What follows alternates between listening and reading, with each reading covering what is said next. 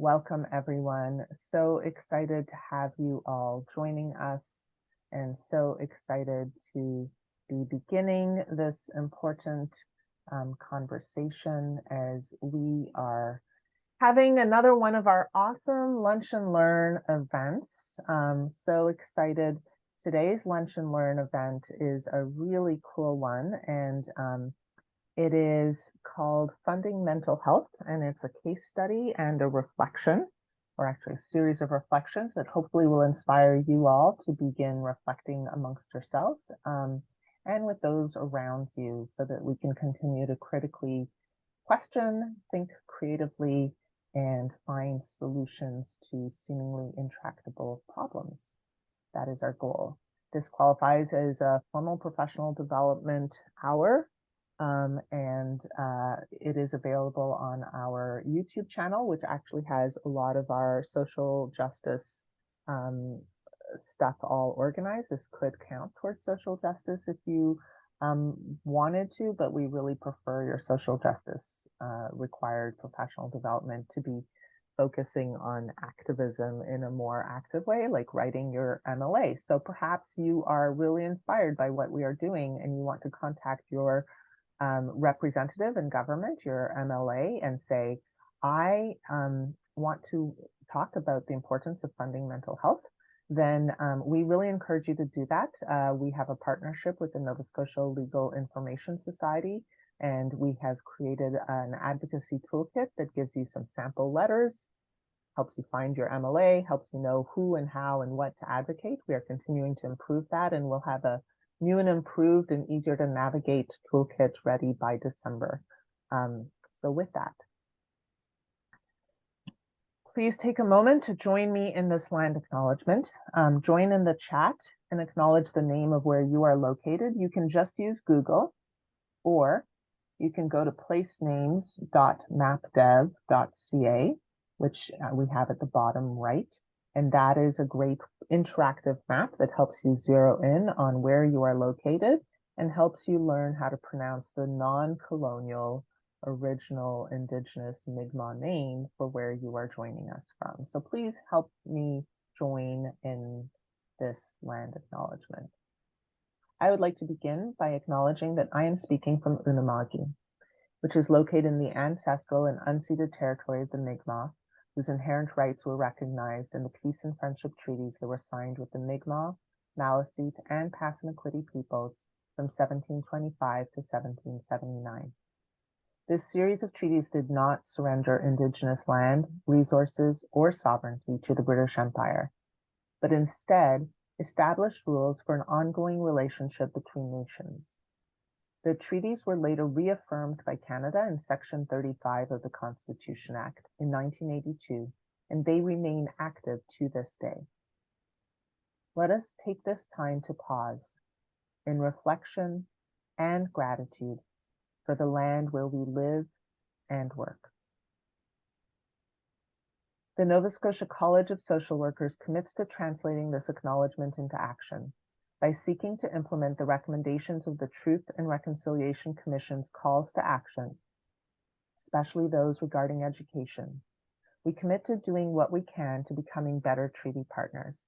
We commit to learning and to unlearning. Let us take this moment to pause in gratitude for all who have and continue to heroically care and advocate for this beautiful land. May we join them in this sacred work. Let us ground ourselves in the wisdom of the land-based Mi'kmaq teachings and values we must all begin to learn. Let us work to decolonize ourselves, our practice, and this community that we share by working for justice for all living beings as an expression of our gratitude for being here.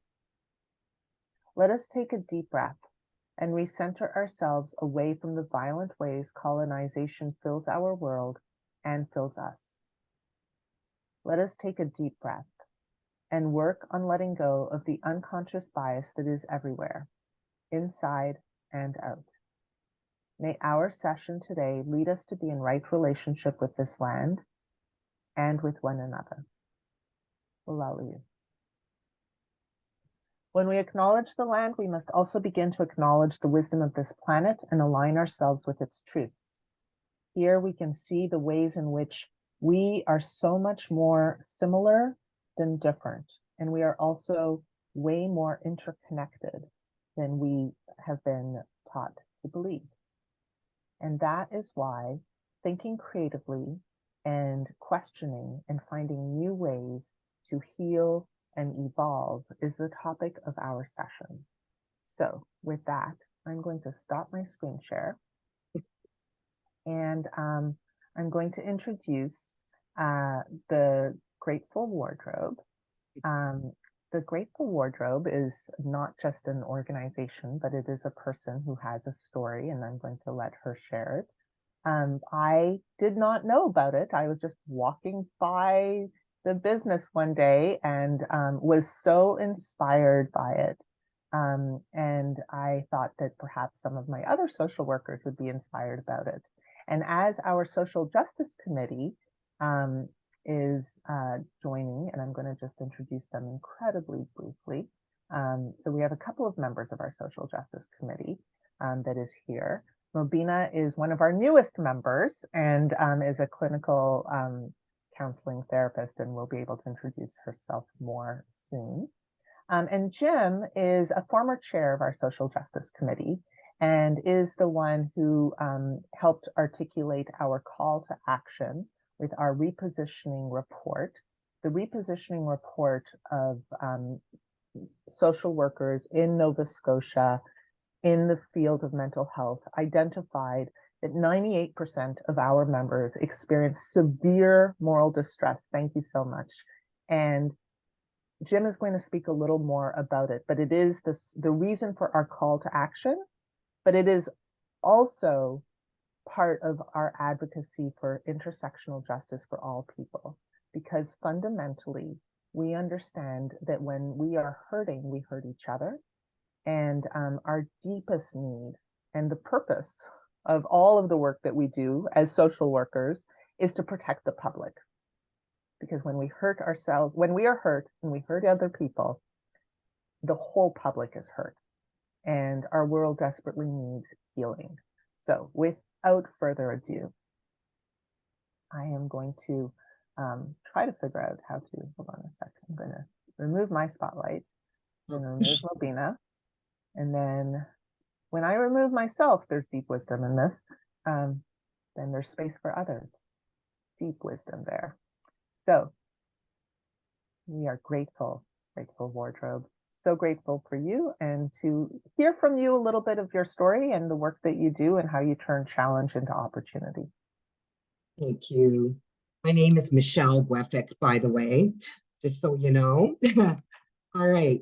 I'm going to start right in there so I don't know how long this is going to take, but I just wrote it all down. I've always loved secondhand fashion. My mother and I used to go regularly thrifting. We had a bad clothes habit that could not be supported by firsthand clothing. When I went to the Magdalen Islands in 2008, I happened across a vintage store with beautiful cappuccino machine. I thought, that's what I'll do in my retirement. I'll have a secondhand clothing store where my friends come and hang out. We have coffee and we try on clothes. I had no idea that would actually happen. I am an entrepreneur through and through.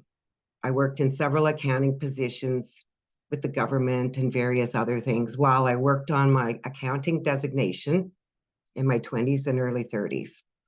I got my CMA designation, which is a certified management accountant back in the day, in 1988, and then proceeded to have my third son a year later. Working full-time and having 3 children didn't sit well with me. I felt like I wasn't raising my kids, and it was frantic. I made an exit plan from the corporate world. I took a business leadership course so I could start my own fitness class business in Portage Wharf. In addition, I would start my own accounting practice with one lone client. The fitness classes would provide the cash flow while I accrued accounting clients. I left my last job in 1990 and started both businesses. I loved the challenge of finding clients and working on my own schedule. I did a lot after the kids went to bed. I was used to working then, as I had studied for 9 years in that time slot. The fitness business lasted 10 years, just enough time to grow my accounting practice, so I didn't need it anymore. I ran my practice for 30 years. In May 2019, just before COVID, I went to England to visit a friend who lived there. I made sure I went to Brighton, as I had read of the city in books and just had to go there while I was over there. This sounded so interesting. My Airbnb was close to St. James Place, which was lined with charity shops. There was Minds that supported mental health. There was another one that supported dogs, and one that supported bees, and several others related to illnesses, lung and heart and stroke and all that. And they were all like, I thought, why can't we have a cute little secondhand boutique in Halifax instead of stores that are huge and industrial? I said, I could do that, I thought. And then I asked God, what cause would I support? And therapy is what he responded. More background. I've been living with mental illness since I was 27. Unfortunately, not diagnosed till I was 32. And had the benefit of a relationship with two wonderful therapists for 7 years each. I personally know their value. I would not be living my best life if it wasn't for their guidance. I want other people to experience the same benefits. Money shouldn't matter. I remember it was hard to budget for therapy, especially in the years I was a single parent. I wanted to help others get the help they needed and wanted. I had still, at this time in 2019, 2 more years to work. But I started downsizing my practice already. It was too much.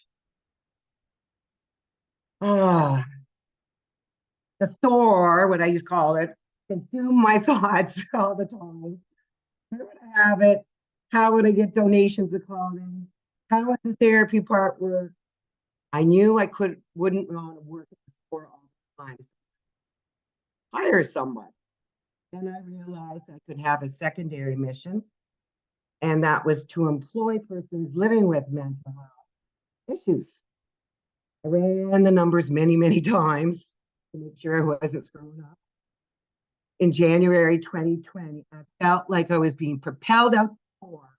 Look at spaces in Halifax, rental spaces, lease. I found the perfect one immediately. Oh, God. I was still working. Was I nuts? Yes, I was, but I had to do it. In February, I formed a board of directors and had clothing drives. The Mental Wellness Assistance Society of Nova Scotia was born in February. That's the formal name for our society, our nonprofit. On March 13th, we opened the Grateful Wardrobe. And then the world shut down, and dreams of customers filling our store were squashed for quite a while. We were not entitled to any COVID money because we had not operated in 2019. I had money in my practice that I had used to cover startup costs, which were approximately $15,000. I took advantage of the mortgage deferral offered by the bank so I could have more cash to carry the store. I lent the store another $10,000, maybe even 15, I think now, by the time things got to normal. But don't feel bad. Don't feel sorry for me, okay? We had a very lucky turn. Board director directed me to Teamwork. Wonderful place. To get a $30,000 grant to support our full-time employee for a year. This was way better than any COVID money you could get, like giving $30,000 to get an employee. All she had to do was have mental illness. She did. Okay. So, and so it happened that there was a silver lining to this unfortunate lack of business in those early months. My employee, Sherry, my only one at the time, is a recovering addict. She could not stay home endlessly during those first months of COVID without worrying about relapsing. So we met at the store every afternoon for 3 hours, and I trained her in retail fashion. She knew nothing about fabric brands or display. I know you're wondering how I know anything about that, but my father ran Sears stores his whole career. It was in my blood. I started working in fashion retail when I was 15 and continued until off and on until I was 22. Plus, I was an avid shopper. Of course, that was a sport in my family. Another silver lining to COVID for us. Nobody else was taking donations of clothing during that time, during the COVID days, but I certainly was. I wasn't going to turn down getting more inventory, which I desperately needed. Our location, once again, proved worth the hefty rent. The community around the store was well off and didn't have cars or didn't want to drive out to Bears Lake to drop it off. Well, they weren't taking it anyways then. We've established an increasingly high end flow of donations, which allows us to charge a little bit more for our pieces. So we don't even call ourselves really thrift because the pieces are really nice and they're not cheap. Our average price is between 20 and 25 now. Okay. So COVID allowed Sherry to train, and we also be able to secure more inventory flow. This was good. I mean, it was nerve-wracking and stressful, waiting for a business to come in, but it was good. Things weren't too bad. It was a slug getting traffic as COVID eased, really slow to get people in. We made videos of us modeling clothes inside the store and outside the store, posting on social media like crazy. I learned to do that dance, It's About Time by Lizzo, and wore an outfit. We did crazy things just to get attention on social media. We had no other way to do it. We had the benefit of many volunteers who have taught us many things over the last 3 years, especially about social media and displays. Siri is absolutely now a professional at both of these things. During the first year, I needed help with the donations because they were coming in. So I hired a part-time person to work in that area. We used to do that in the basement of my house, but now we have a large room that's been donated by St. Matthew's Church on Barrington Street to sort and store our donations. It's unbelievable how much that side of the business grew right along with the sales over the 3 years. Now we have a full-time staff who manages the inventory, does our digital marketing, and is Sherry's store assistant. And just want to tell you that we also got another $30,000 grant from Teamwork for Her also because she had graduated from a college program and she had mental health.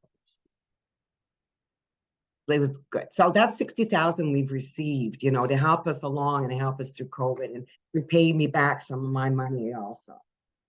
We finally started to see things stabilize in May and June of 2022 and did some serious selling that summer. As usual, clothing retail slows down badly during January to March and is proving to be no different for us. Great spring, summer, low fall, dead winter. You learn to roll with it and prepare for it. I make sure I have a bank balance at $20,000 on December 31st each year so that I can use that during the dead months to support our payroll, rent, and the basics of life there. I'm happy to say that as of today, we've had 20 recipients of our therapy subsidy. We pay for 90% of 10 sessions at this day writing. The first recipient actually came to the store and gave me flowers and a beautiful card to thank me as it changed her life. It was a fine moment for all of us. I could cry thinking about it. Yes, the therapy part is our formal mission, but the other unofficial mission, which we weren't allowed to have two missions, was to employ people living with mental health problems. I can proudly say that 2 women have developed their careers at our store over the last 2 to 3 years. Melissa came in a year later. Perhaps they would have been more successful. They've been just as successful elsewhere. But I know that many other employers would have given them the support they need and needed. I've had to be a lot more accommodating to their personal needs than employees I had in my practice. For example, the inventory manager hurt her back. Now she needs another part-time person to lift and move boxes inventory for her all the time. Yes, this costs us a lot of extra money, but it must be done so she has a chance to improve her fitness to compensate for a back issue.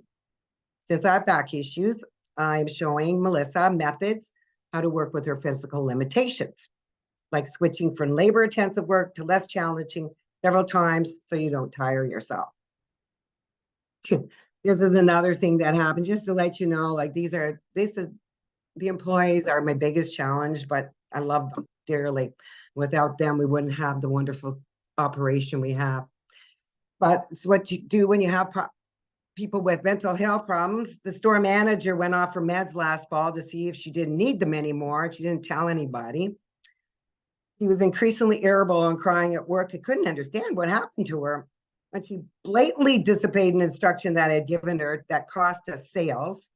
We had a very frank discussion in the safety of my car. She confessed that she hadn't been on meds for 3 months, and she agreed to call her doctor and get on meds when I told her I couldn't keep her employed in her condition. She's been fine ever since. Thank you. A little bit of humility goes a long way in employing a person with disability.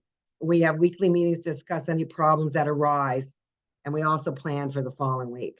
Their opinions are asked for. We are a team. I bought them daily planners and showed them how to schedule their time. Time management has been a common theme we've worked on since the beginning for both of the girls, women, excuse me, for both of them. I'm not saying either that I'm always a good employer. I'm way too direct for most people, but I'm working on my diplomacy.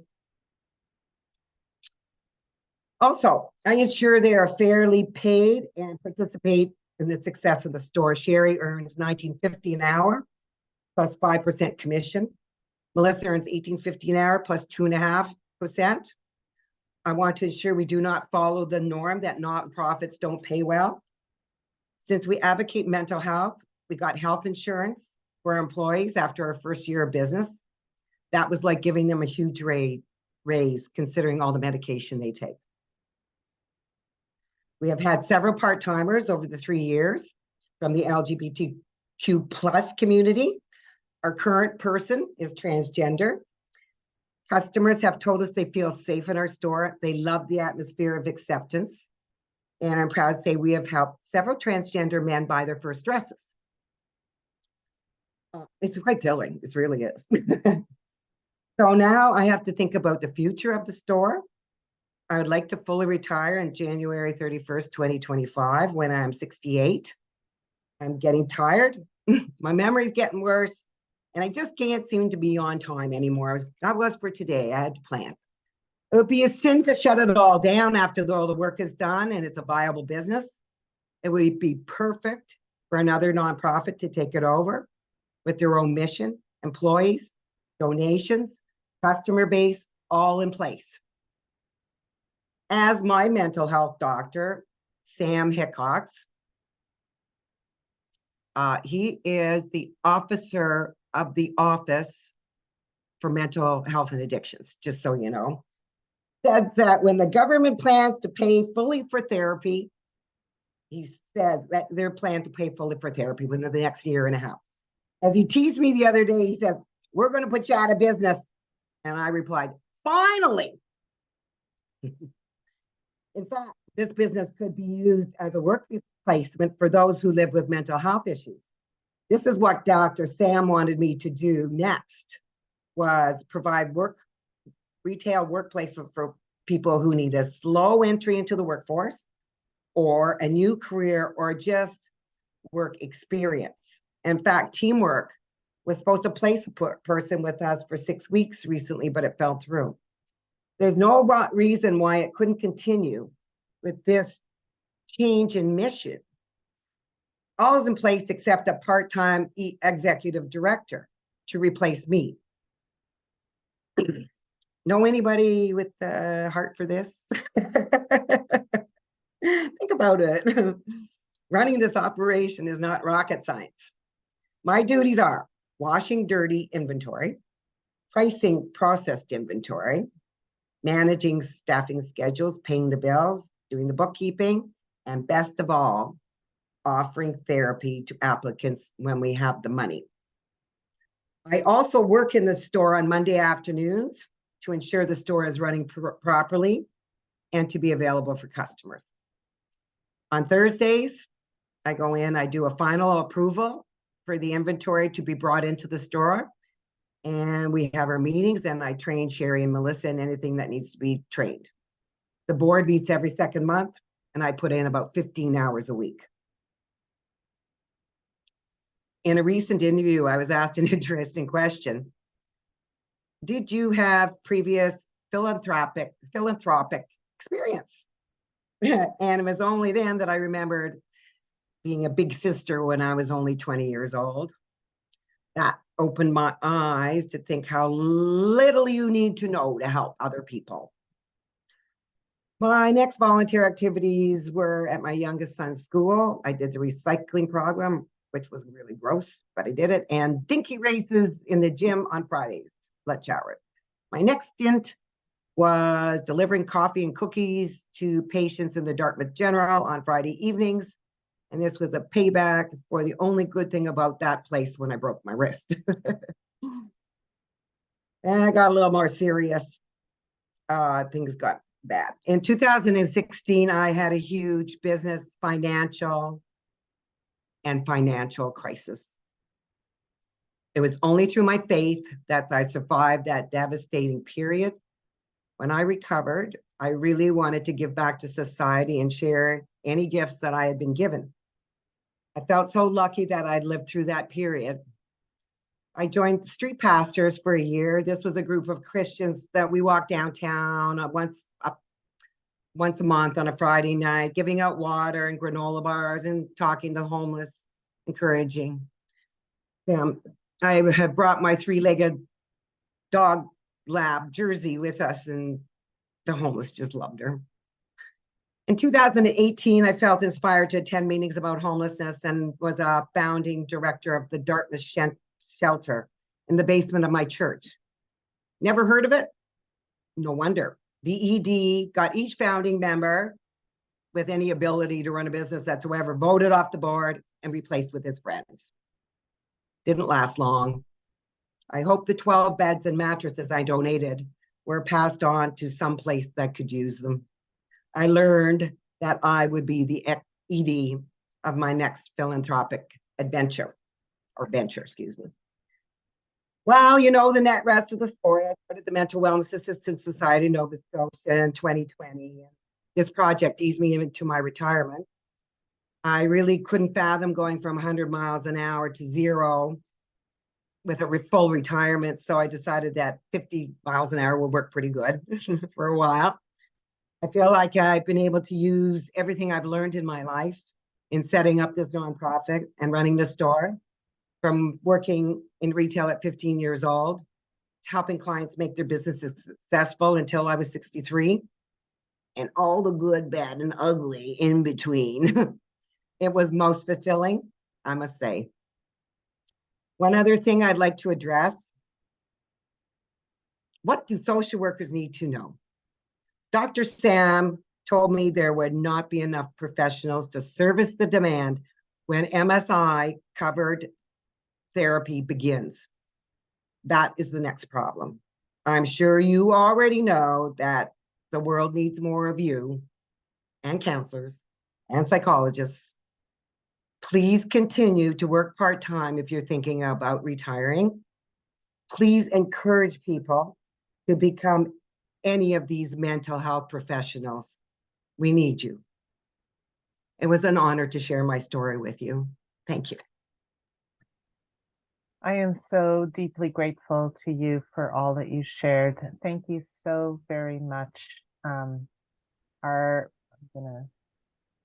Here's Jim, who's going to be next. And I just want to say thank you so much for being willing to share of your story, being willing to try, being willing to help us begin to learn about new ways of thinking about things, new ways of doing things, so that we can hopefully have a better future than the past that we all collectively have inherited. We are really grateful to you for sharing that. Thank you.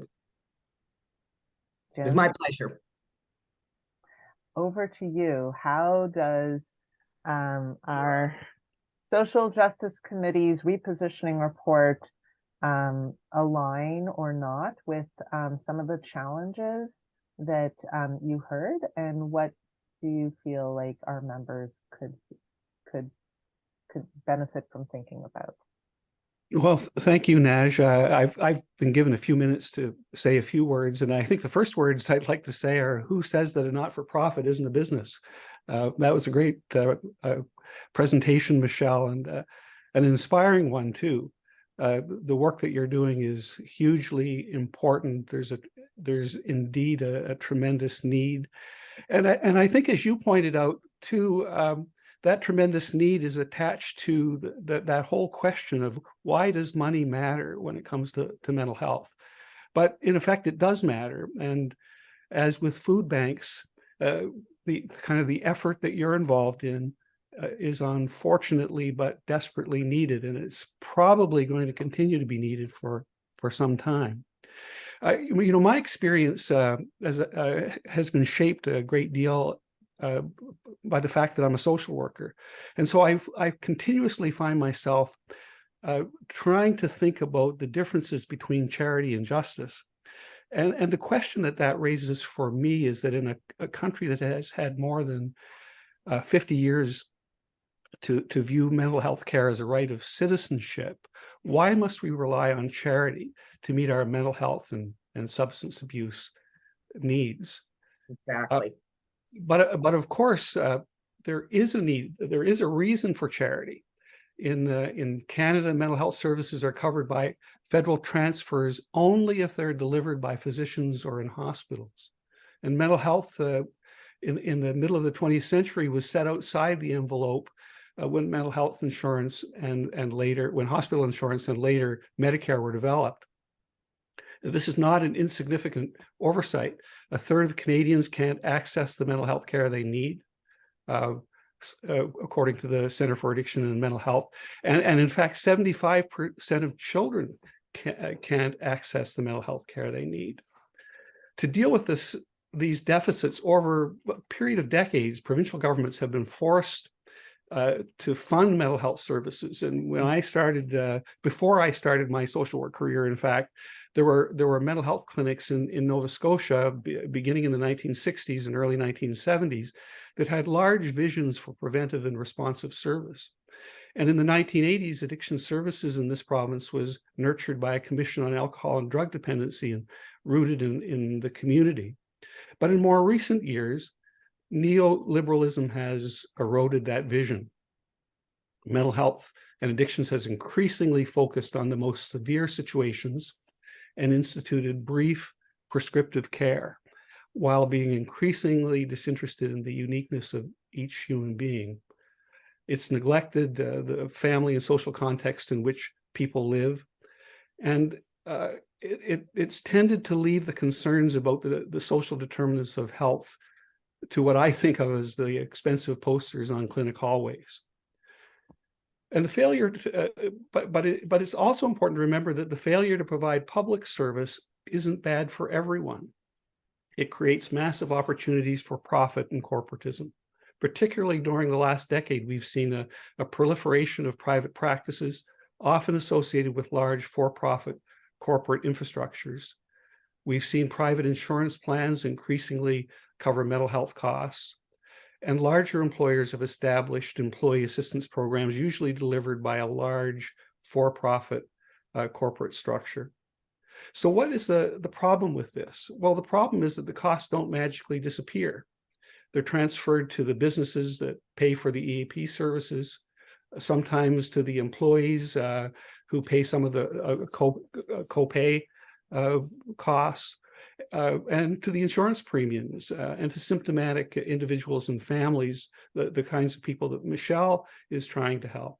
And equally important, the market, not principle or evidence and quality decides the nature of the services that are delivered. So what should we do?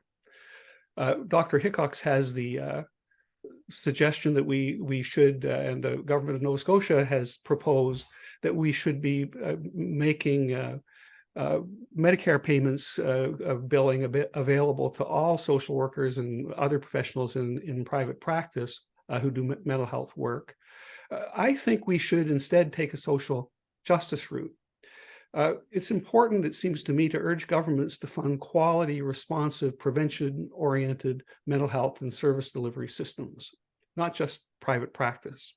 In Canada, we spend only 5 to 7% of our overall healthcare budgets on mental health. The Canadian Mental Health Association, on the other hand, has determined that the federal government should increase mental health care transfers to 12% of overall healthcare budgets, with 50% earmarked for community services. And back this up with a Universal Mental Health and Substance Use Health Act. I think we should design a public health system that provides people who are struggling with the challenges of life access to same-day, next-day services and to follow-up. I actually think we can find creative ways to deliver those services. For example, what if we had an expanded vision of interdisciplinary collaborative primary care clinics located in communities throughout the province that delivered mental health and addiction services along with other healthcare programs? We could create a network of family service agencies designed to respond to life problems with counseling, prevention services, and community development resources. And we could recognize that there's still a place for hospital and residential and detoxification services, while emphasizing the importance of prevention and early intervention. As Naj said a few minutes ago, in 2021, the Nova Scotia College of Social Workers commissioned research titled Repositioning Social Work Practice in Mental Health in Nova Scotia. This research supports what the college has called 5 big ideas for achieving optimum mental health for Nova Scotians. The first of those ideas is increasing the investment in mental health and substance use services, as I just mentioned. Secondly, it's to address the social determinants of health, not just talk about them, but to do something about housing and access to education, access to health care services, access to housing, access to better incomes. The third big idea is to base services on authentic collaboration with clients and communities. Let's provide people with the services that they want and need, not what we think they need. And fourth, recognize that mental health isn't something that can be resolved in a quick fix. As Michelle was pointing out to us in her own experience, it's a lifelong journey fostered by healthy, strong communities. And the fifth big idea that the college concluded and was discussed in the repositioning report is a commitment to, in the clinical world, to person and family-centered care, nested in what the research report calls a biopsychosocial approach to understanding and delivering mental health and addiction services. So let's remember, I hope you'll remember, I think this is what we need to remember, how important it is for each of us to use our stubborn ounces to demand, to join forces in demanding that our provincial government fund and nurture a publicly owned, quality, responsive, prevention-oriented mental health service delivery system. So let's together build a mental health care system that meets the needs of all the people and can allow people like Michelle to get on with doing other things, because there will always be a need to help people in one way or another. So thank you. Thank you so much, Jim, for sharing that. So incredibly grateful to you for all of your advocacy and for the repositioning report that indeed has repositioned the Nova Scotia College of Social Workers to join with the Canadian Mental Health Association and advocate. Just a reminder, we also have a partnership with the Nova Scotia Legal Information Society, where you can find under their awesome list of resources, they have a guide, or you can find it on our website. It's our advocacy guide, so that I will put it in the chat so that you can contact your representative if you're feeling inspired to let them know today, which is technically Spread Joy Day, according to someone in the chat. We're spreading joy by spreading hope that there are ways to think creatively about seemingly intractable problems with new and creative solutions. So speaking of new and creative solutions, Mobina. Thank you for this opportunity, Naj. And Michelle, I'm grateful for the work that you do and how creatively you have been supporting the local community. I see a lot of potential of collaboration within our organization and how we complement each other here. And Jim, thank you for the overall macro and micro rundown of what the social workers can do supporting mental health going forward with the policy changes as well. So I'm going to start my piece a bit with my story of reflection, sharing, and why am I here? So my first recollection of my own mental health was at the age of 6, rolling out of the psychologist's office. And then my parents never took me back. Even today, when I ask my mom and she says, I don't know why I never took you back. And now at the age of 52, 53, when Ehsan and I decided to separate, we both sat down and thought about it, like, why were we in this marriage for 28, 30 years and now we are separating? And the conclusion was the separation was due to mental health. So the intergenerational trauma passed on, both Ehsan and I, from the veterans' families, passed on to us, passed on to our kids. And the reason why I feel we did not get the help, our families, myself, Ehsan, and our kids, we did not get the help was, of course, stigma, as well as limitation with financial issues. 20 years back, I did call a colleague and say, me and Ehsan are having troubles. Tell me how much it will cost to attend your Sue Johnson couples retreat. And she said $1,500. And I said, no, I can read Sue Johnson's book and fix it. And here I am. It didn't work out. So, now, fast forward, immigrated to Canada after an MBA and realized that that was not my passion. So at the age of 40, I did my MSW, worked, nobody would give me a job, whatever reasons, story for another day, worked frontline in an EAP company as a crisis counselor. 10 years served there, started frontline to clinical management role, managing a whole province. And then I decided to go and start my own group practice. Having experience of the EAP world, I, of course, focused on EAP contracts, third-party paying, and again, being from an MBA background, being a social worker, I was looking at this, okay, the returns are very nominal. How do I increase the business? How do I increase the volume? And that was the total focus I had. And I was actually feeling guilty when clients used to come to me after the EAP work was completed, 3 sessions, 6 sessions, tops 12 sessions. They used to come and say, can we pay you privately? And I used to say, no, I will just do free work for you. I even like asking for money was difficult for me. So I sat down with that and I'm like, what is going on for me? And it was, I had to do some work on myself around money issues and how, as a therapist, I was having this difficulty asking for money and then keep on doing that free work. Anyway, going forward, I increased my rates, and then it became, I started feeling guilty and ashamed for asking the price I was asking. And then there was a time when clients were like, no, I can't pay.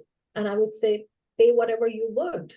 And then the client would show up doing virtual counseling in between and show up with the $80 nails and studs on it, or $200 nails that cost them. I'm like, okay, you can't afford to pay me, but you can do your nails. So how much is the priority for mental health for you? So I did some money work on myself, did my money story. And that's when, around the same time, Asana and I were separating, and we sat down and said, okay, what do we learn from our life, and what do we want to leave for our kids as a legacy and as for the world? And that's where we started Chishti and Hassan Foundation. So Chishti is his last name. My name is Hassan, and we started that. It's a family foundation. And the service brand name that we have is called Counselling For All. So I'm going to share a bit on the model that we have, and which is again from a lens of creative funding. And all of you who are here, please, I want you to reflect and think about your money story before you form any opinion of this, because I've sat down with a lot of my colleagues and said, for me, mental health is not for free, and I will never offer mental health for free. And so the price that we charge is money and energy. So the client has to pay back in the form of money or some form of energy that they have to give to the therapist or to the organization. So again, I invite you to think of your money story before you form your opinion of this business model that we have. So I call this as a social enterprise.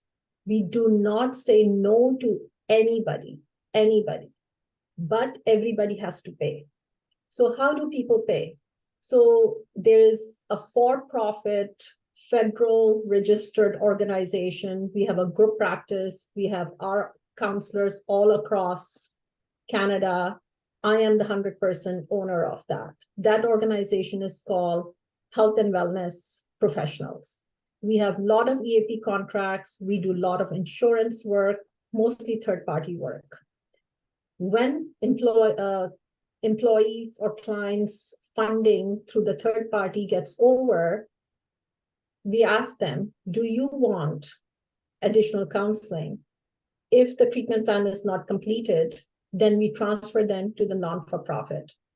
There are a couple of ways that we support clients over here. So this is one stream of clients that we get, which is they already are employed. And then there are other streams who are not employed. So the clients who are employed and they have insurance benefits, let's say they have $500. We would upfront charge them, let's say the counselor charge is $180. We will upfront charge them for 3 sessions at $180, and then we would give them 4 sessions for free. But the commitment is that they do have to work on their specific goals, and those goals are decided before we talk anything about the finances. So this is one model that we use. Second approach we use is where a person says, I don't have any money. I can't afford to pay. And that's where, okay, what can you do? It's in the past, under this nonprofit, I had a client who had a kitchen garden and he did not have money to pay. And said, okay, what can you do? And he used to bring every weekly session. I gave him 6 free sessions. Every weekly session, he used to bring a salad for the whole clinic from his kitchen garden.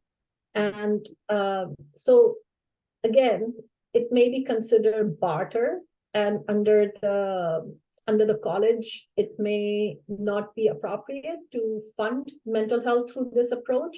But my lens always is, when I have these arrangements with the clients, how are they going to pay? I ask myself, can I stand in the jury of my peers and kind of like support that this decision of this alternate creative way of funding, my jury of my peers will support this. So him bringing that salad, and it was every day a mango, every week a mango salad with some lettuce, he was called a mango salad man, and he got his free 6 sessions from me. So it worked quite well. There was also another couple who lived next door to our office, and I'm talking about my time in Ontario, much before this non-for-profit came in, and Ontario College of Social Workers has more restrictions than any other college in terms of barter type of work. So I was very mindful, and I had called the college at that time.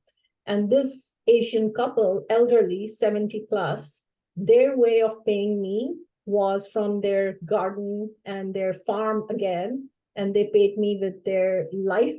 Once they got me live chicken, they got me some eggs, and they got me some chicks for my kids, because that was their passion, and that's all what they could afford to pay me. So that was another creative way of funding.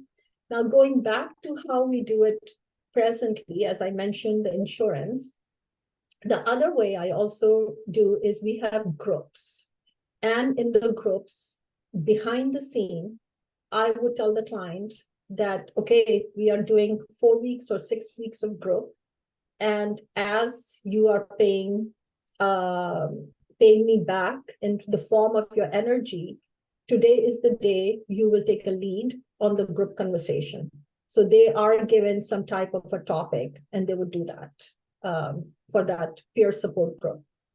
We also have clients where I would tell them, you have to do some volunteer work. So again, it's an energy exchange. When you do volunteer work, please tell me, what is the volunteer work that you have done? And sometimes they would say, I don't need a food bank. And I would say, okay, if you don't need a food bank, can you go to the food bank and pick the food and give it to in the community somewhere? And that could be their volunteer work.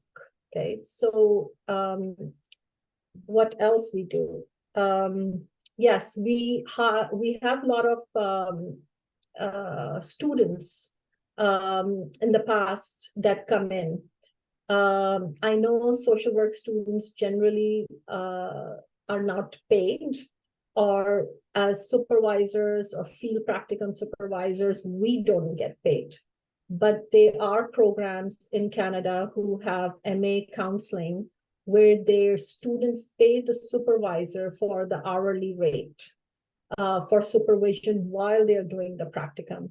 So that is another way of supporting the client, where the practicum student is paying the supervisor, and the client is being supported by the student.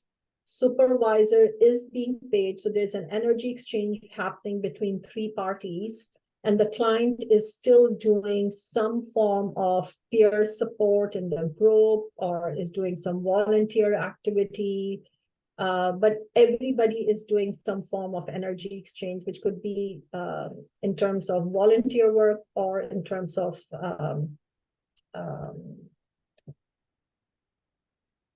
financial exchange.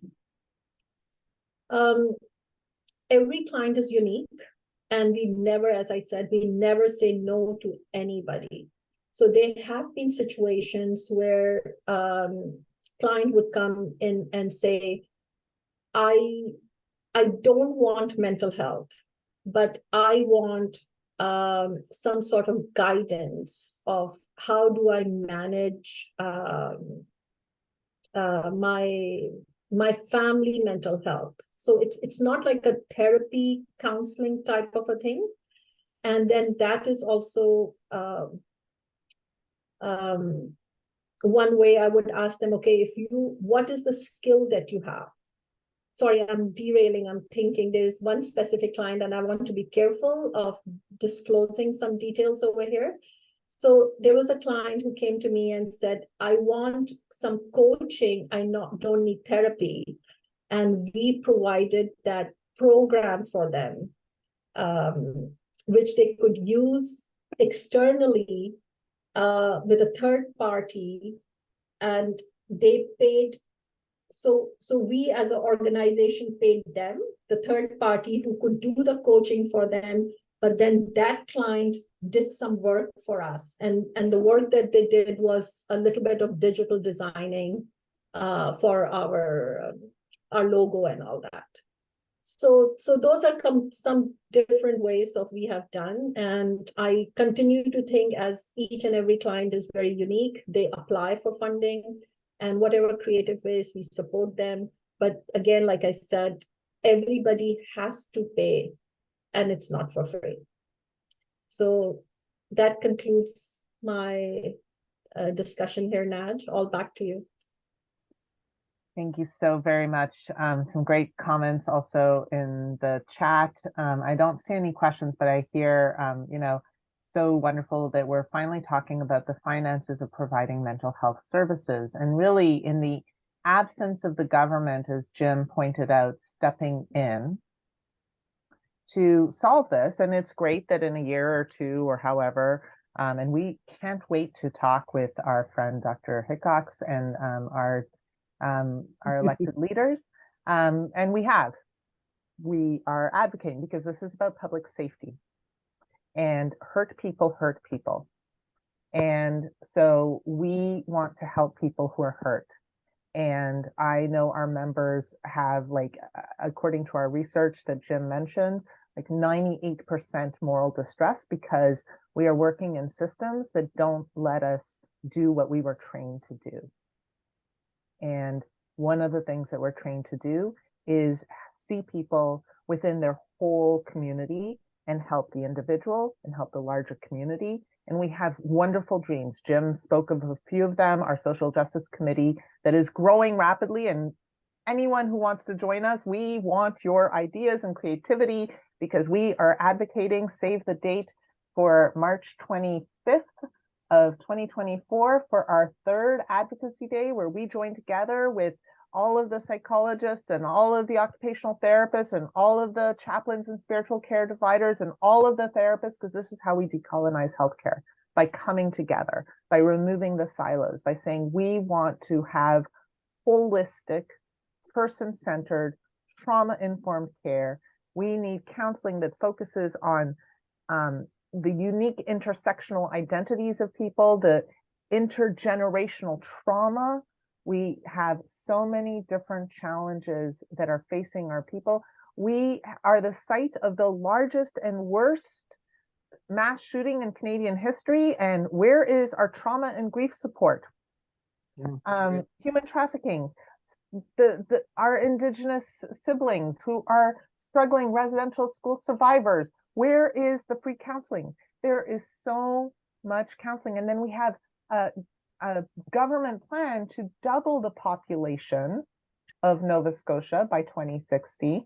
And we have people who are arriving deeply traumatized from war and violence back home in colonized countries, who are then coming to us for the kind of medical care that we can't provide. Our social workers want to protect the public and help people get better. We need resources. We also need to feel safe, to dream, and to think creatively. And so I am so grateful to the three of you for helping us talk about the stuff that is hard to talk about, and Mobina especially, to talk about, like, our money stories. What are our money stories? What is my money stories? Because that's what our professional development committee is working on. We are working on celebrating first voices. We want to know what it's like to help people with mental health concerns. So grateful to the Grateful Wardrobe for sharing some of their story, so that we can begin to think and learn from them what works, which is not just them, but it's all of us. All of us are human. And we all have mental health challenges. We need and deserve an economy that supports that. Yes. So grateful to all of you for sharing your story, for helping us think creatively, to stimulate the conversation. Let the dreaming begin so that we can really begin to heal not just unseated Mi'kmaq, but may the healing that we are co-creating together here shine out, not just across what is called Canada, but Turtle Island, and not just Turtle Island, but this entire planet is being colonized by intergenerational trauma that is not being resolved. And there are wars being held right now, and it's intergenerational trauma that is unresolved, where people are fighting over other places that they don't even live in. And it's all because we need counseling and support. And instead, we're having more problems. So grateful to all of you, and so grateful to our amazing social workers who day in, day out, no matter what, do whatever they can where they are planted to bloom beautifully and brightly.